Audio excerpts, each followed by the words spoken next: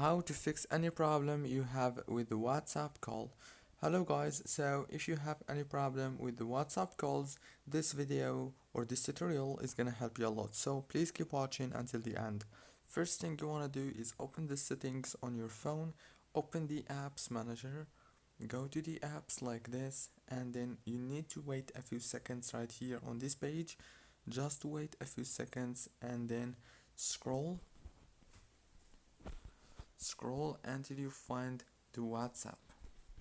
Now after you click on the WhatsApp on this page, all what you want to do here is click on force stop, click on the data usage, scroll down, disable the background data and the roaming data, and then click on storage, click on clear cache, and that's it.